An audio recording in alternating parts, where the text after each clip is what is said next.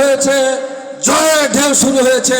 আমি বিশ্বাস করে আগামী 12 তারিখের যে নির্বাচন হবে, সেই নির্বাচনের ঢেউ জোনালের এবং বড়াই গ্রামের মাটি থেকে শুরু হয়ে শেষ প্রান্তে গিয়ে ঠেকবে। আব্দুল আজিজ ভাইকে নির্বাচিত করতে পারবো, নির্বাচিত করে আমরা মহান জাতীয় সংসদে পাঠাবো। তারপরে আজিজ ভাই এই এলাকার অবহেলা মানুষের উন্নয়নের কথা বলবে, রাস্তাঘাট ব্রিজ কালভার্টের কথা বলবে। আপনারা ভোট দেবেন না? আচরণবিধিতে নিষেধ আছে ভোট চাওয়া, ভোট চাই না। আপনারা 12 তারিখে খেয়াল রাখবেন।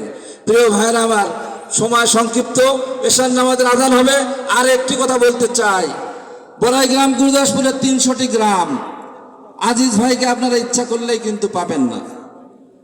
আমরা দলের প্রতিনিধি হিসাবে, আজিজ ভাইয়ের প্রতিনিধি হিসাবে ও আপনাদের কথা দিয়ে যাচ্ছে, যে কোনো সমস্যা নিয়ে আমাদের কাছে আসবেন।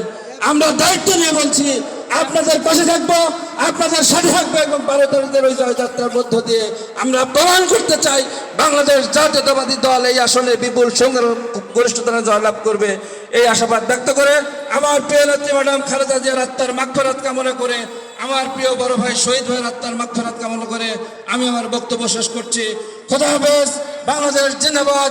শহীদ জিয়া অমর হোক, আমাদের প্রিয় মা খালেদা জিয়া অমর হোক, আমাদের বাংলাদেশের অবিসংবাদিত নেতা জনাব তারেক রহমান জিন্দাবাদ, আমাদের নাটোরের রাখাল রাজা রুহুল কুদ্দুস তালুকদার দুলু ভাই জিন্দাবাদ, এই আসনের প্রার্থী প্রিয় বড় ভাই আব্দুল আজিজ ভাই জিন্দাবাদ। সবাইকে ধন্যবাদ। আসসালামু আলাইকুম ওয়া রাহমাতুল্লাহ।